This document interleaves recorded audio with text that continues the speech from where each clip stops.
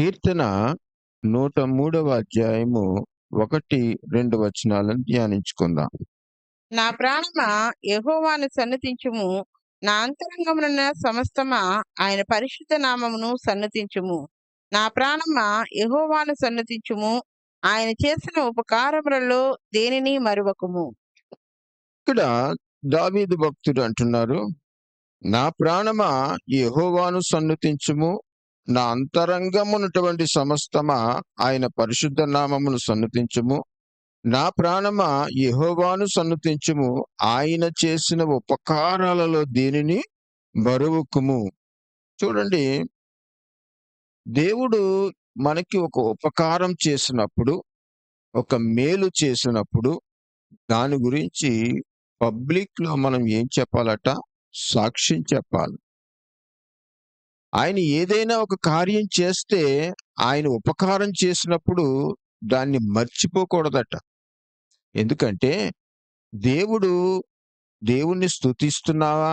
ఉపకారం చేసినప్పుడు దేవుని స్తుతిస్తున్నావా? అయితే నీకు ఇంకా గొప్ప మేలులు చేస్తాడట. అందుకని దావీదు తన ప్రాణంతో మాట్లాడుతున్నాడు.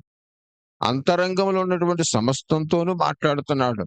ఒకేళ నా ప్రాణము కాని అంగీకరించదేమో, నా మనసు గాని అంగీకరించదేమో, ఓ నా ప్రాణమా, దేవుడు చేసిన మేలును నన్ను మరవకుండా స్తుతించేటటువంటి మనసు నాకు దయచేయి. అంతరంగంలో ఉన్నటువంటి మనసుతో, పూర్ణ మనసుతో, పూర్ణ బలముతో దేవుణ్ణి స్తుతించి ఆయన చేసినటువంటి కార్యాలను వివరించటానికి మరుపు రాకుండా, మర్చిపోకుండా స్తుతించాలి అని దావీదు భక్తుడు తన ప్రాణంతో మాట్లాడుకుంటున్నాడు. చూడండి, మనం ఎప్పుడైనా సరే దేవుడు ఒక కార్యం చేశాడంటే ఆ ఉపకారాన్ని మనం మర్చిపోకూడదట. మనం మర్చిపోకూడదు. దేవుడు చేసిన కార్యాలు చెప్తూ ఉండాలి. ప్రజలలో దేవుడు చేసిన కార్యాలు మాట్లాడుతూ ఉండాలి. అలా మాట్లాడటం వల్ల ఏం జరుగుతుందో అద్భుతము వెంబడి అద్భుతం నీకు జరుగుద్దట. చూద్దాం. 105వ కీర్తన 1వ వచనాన్ని కూడా ధ్యానిద్దాం. యెహోవాకు కృతజ్ఞతాస్తుతులు చెల్లించుడి. ఆయన నామమును ప్రకటన చేయుడి. జనములలో ఆయన కార్యములను తెలియజేయుడి.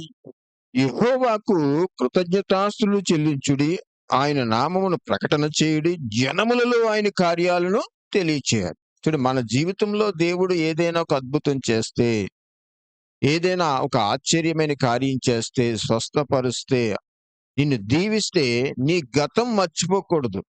మర్చిపోకుండా ఏం చేయాలట? సాక్ష్యం చెప్పాలి. ఆయన చేసిన కార్యాల గురించి మనం ఏం చేయాలట? తెలియచేయాలి. దేవుడు నాకు ఇలా చేశాడు కార్యాలు. దేవుడు గొప్పవాడు, దేవుడు శక్తివంతుడు. ఈ కార్యాల గురించి ఎప్పుడైతే మాట్లాడతామో పరలోకం నుంచి దేవుని యొక్క అభిషేకం మన మీదకి దిగి వచ్చి ఇంకా అద్భుతమైన కార్యాలు చేయగలుగుతాం. దేవుడు మన ద్వారా చేపిస్తాడు. అందుకనే టెస్ట్ మనీ, సాక్ష్యము దేవుడు నీ జీవితంలో, నీ కుటుంబంలో, నీ యొక్క బిడ్డల జీవితంలో చేసినటువంటి కార్యాలను ఏం చేయాలట? ప్రజల్లో ఏం చేయాలట? వివరించాలి. చూడు, కొంతమంది దేవుడు కార్యం చూస్తారు కానీ చెప్పడానికి ఇష్టపడరు. అయితే ఇక్కడ పరిశుద్ధాత్ముడు అంటున్నాడు కదా, దేవుని యొక్క కార్యాలట జనములలో వివరించాలట.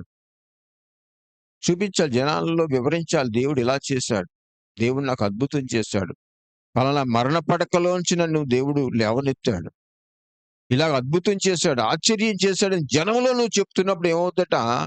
ఆ జనములు కూడా, ఆ ప్రజలు కూడా నీ యొక్క సాక్ష్యాన్ని విని వాళ్ళు కూడా దేవుని స్తుతించటం ప్రారంభిస్తారు. అందుకని నువ్వు ఇప్పుడు కూడా దేవుణ్ణి ఏం చేయాలట? కృతజ్ఞతాస్తులు తెలియజేసి ఆయన నామానికి కృతజ్ఞతాస్తులు తెలియజేసి ఆయన నామాన్ని ప్రకటన చేసి జనములలో ఆయన కార్యాలు నువ్వు తెలియచేయాలి. అలాగే 3వ వచనాన్ని కూడా చూద్దాం. 5వ వచనాన్ని కూడా 2వ వచనాన్ని కూడా చూద్దాం. ఆయనను గూర్చి పాడుడి, ఆయనను కీర్తించుడి. ఆయన ఆశ్చర్య కార్యములన్నిటిని గూర్చి సంభాషణ చేయుడి. ఆయన గూర్చిని పాడుడి, ఆయన గూర్చి కీర్తించుడి, ఆయన ఆశ్చర్య కార్యములన్నీ కూడా సంభాషణ చేయాలి. ఇద్దరు వ్యక్తులు కలిసారా, ఆయన ఆశ్చర్యకార్యాల గురించి మాట్లాడుకోవాలి. ఆయన అద్భుతాల గురించి మాట్లాడుకోవాలి. ఆయన యొక్క చేసినటువంటి ఆశ్చర్యమైన కార్యాల గురించి నువ్వు మాట్లాడుకోవాలి. అలా మాట్లాడినప్పుడు నువ్వు కృతజ్ఞతా బుద్ధి కలిగిన వాడువు. ఎందుకంటే దేవునికి ఎప్పుడైతే నువ్వు కృతజ్ఞత అర్పిస్తావో, నీ కృతజ్ఞతగా దేవుని యొక్క సాక్ష్యాన్ని ప్రజల్లో ఎప్పుడైతే ప్రచురిస్తావో, వివరిస్తావో, దేవుడు నిన్ను మర్చిపోడు. ఇంకా అద్భుతమైన కార్యాలు నీ జీవితాల్లో దేవుడు చేస్తాడు. హల్లెలూయా. 105వ అధ్యాయము కీర్తన 5వ వచనాన్ని కూడా ధ్యానిద్దాం. ఆయన దాసుడైన అబ్రహాము వంశస్థులారా, ఆయన ఏర్పరచుకొనిన యాకోబు సంతతి వారలారా, ఆయన చేసిన ఆశ్చర్య కార్యములను జ్ఞాపకం చేసుకొనుడి. చూడండి, ఆయన దాసుడైన అబ్రహాము వంశస్థులారా, ఆయన ఏర్పరచుకున్న యాకోబు వంశస్థులారా, సంతతిలారా, ఆయన చేసిన ఆశ్చర్య కార్యాలను జ్ఞాపకం చేసుకునుడి. ఆయన చేసిన ఆశ్చర్య కార్యాలు ఏంటి? గొప్ప గొప్ప కార్యాలు చేశారు. మోషే ద్వారా, అబ్రహాం ద్వారా, అహరోను ద్వారా గొప్ప గొప్ప కార్యాలు దేవుడు చేశాడు. ఆ కార్యాలను ఏం చేయాలట? మనం జ్ఞాపకం చేసుకోవాలి. జ్ఞాపకం చేసుకోవాలి. ఎప్పుడైతే జ్ఞాపకం చేసుకుంటామో, దేవుడు చెప్తున్నాడు జ్ఞాపకం చేసుకోవాలి. మనం ఎప్పుడు జ్ఞాపకం చేసుకోవాలి? దేవుడు నీ స్థితిలో, మొదటి స్థితిలో నిన్ను ఎలా దీవించాడు? ఏ స్థితి నుంచి ఏ స్థితికి వచ్చావు? ఇప్పుడు నీ పరిస్థితి ఏంటి? ఏ స్థితిలో ఉండి దేవుని స్తుతిస్తున్నావు? అందుకని మర్చిపోకూడదు. దేవుని స్తుతించటం మర్చిపోకూడదు. 6వ వచనం కూడా ఆయన ధ్యానిద్దాం. చేసిన సూచక క్రియలను, ఆయన నోటి తీర్పులను జ్ఞాపకం చేసుకొనుడి. 7వ వచనం కూడా చదువుదాం. ఆయన మన దేవుడైన యెహోవా, ఆయన తీర్పులు భూమి అంతటా జరుగుతున్నవి. ఆయన యొక్క తీర్పులు భూమి అంతటా జరుగుతున్నాయట. ఆయన ఆశ్చర్య కార్యాలు భూమి అంతటా జరుగుతున్నాయట. ఆయన గుప్పులు విప్పగా సమస్త జీవులకు ఆహారం దొరుకుతుందట. ఆయన ఊపిరి విడవగా సృష్టికు అందం వస్తుందట. అంటే ఆయన నిర్మించిన సృష్టి, ఆయన చేసినటువంటి అద్భుత కార్యాలు, ఆశ్చర్య కార్యాలు, సూచక క్రియలు, మరి నోటి తీర్పులు, ఇవన్నీ నువ్వేం చేయాలి? జ్ఞాపకం చేసుకోవాలట. జ్ఞాపకం చేసుకుని అప్పుడు దేవుడు గొప్పవాడు, దేవుడు శక్తివంతుడు అని నువ్వు ఎప్పుడైతే జ్ఞాపకం చేసుకుంటావో, ఆ అద్భుతమైన కార్యాలు నీ జీవితంలో కూడా దేవుడు చేస్తాడు. అందుకని ఆయన చేసిన ఉపకారములు ఏది కూడా నువ్వు మరవకూడదు. నీ బిడ్డల విషయంలో, నీ కుటుంబ విషయంలో, నీ ఉద్యోగం విషయంలో, నీ వ్యాపారం విషయంలో ఎలాగ నిన్ను ఉన్నతమైన స్థితికి నడిపిస్తున్నాడో, ఆహారం లోటు లేకుండా, వస్త్రాలు లోటు లేకుండా నిన్ను ఏ రీతిగా దేవుడు నడిపిస్తున్నాడో, ఆ యేసుక్రీస్తు ప్రభు నువ్వేం చేసినా ఆయన చేసిన కార్యాలన్నీ నువ్వు జ్ఞాపకం చేసుకోవాలి. ఆయన్ని స్తుతించాలి, ఆర్భాటం చేయాలి, ప్రజలలో నువ్వు కీర్తించాలి. ఎప్పుడైతే నువ్వు కీర్తిస్తావో, దేవుడు ఆశీర్వదించినటువంటి బిడ్డగా నువ్వు ఎన్నికవుతావు. అప్పుడు దేవుడు నిన్ను దీవిస్తాడు. అందుకని నువ్వు కృతజ్ఞత కలిగి దేవుడు చేసిన కార్యాలను ఎప్పటికప్పుడు ప్రజల్లో నువ్వు తెలియచేయాలి. అలాగే 8వ వచనాన్ని కూడా ధ్యానిద్దాం. తాను సెలవిచ్చిన మాటను 1000 తరముల వరకు, అబ్రహాముతో తాను చేసిన నిబంధనను, ఇస్సాకుతో ఆ అబ్రహాంతో తాను చేసిన నిబంధనను, తాను సెలవిచ్చిన మాట 1000 తరముల వరకు. చూడండి, దేవుడు సెలవిస్తే ఒక తరం కాదట, 1000 తరాల వరకు దేవుడు ఆ వాగ్దానాన్ని, ఆ నిబంధన జ్ఞాపకం చేసుకుంటా ఉండాలట.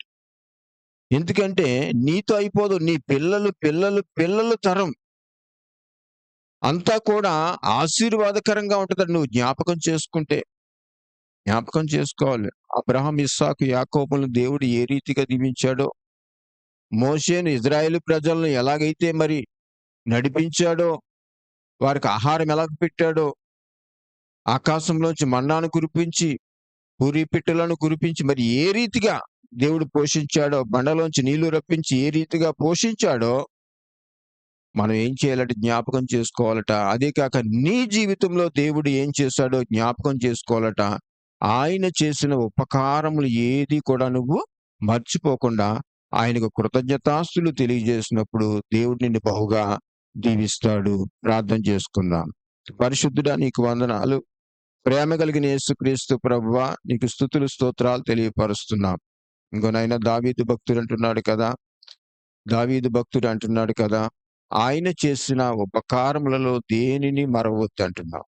ఇంకో అబ్రహాం, ఇస్సాకు, యాకోబులను ఏ రీతిగా దీవించాడో, మోషేను, ఇజ్రాయేలు ప్రజలను ఆయన ఏ రీతిగా మరి దేవుడు నడిపించాడో, మరి ఆ రీతిగా నీ కుటుంబంలో నిన్ను ఈ రీతి వరకు ఈ రోజు వరకు ఏ రీతిగా ఇమ్మానుయేలు దేవుడిగా ఉండి అద్భుతాలు చేసి, ఆశ్చర్య కార్యాలు చేసి, కరువులో ఎలా పోషించాడో ఇవన్నీ కూడా జ్ఞాపకం చేసుకుని, ఆయన చేసినటువంటి ఉపకారాలను జ్ఞాపకం చేసుకుని, ప్రజలలో ఆయన చేసిన ఉపకారాలను నాయన ప్రచురించమంటున్నావు. ఇంకా ఈ వాక్యం ఎంతమంది అయితే విన్నారో నాయన, మరి ఈ వాక్యం విన్నటువంటి బిడ్డలందరూ కూడా ఆయన చేసిన ఉపకారాలు మర్చిపోకుండా ప్రజలలో నిన్ను స్తుతిస్తూ, సాక్ష్యమిస్తూ ఇంకా అనేకమైన మేలులు పొందే కృప బిడ్డలకు దయచేయమని యేసు నామములో ప్రార్థిస్తున్నాం తండ్రి. ఆమేన్. God bless you.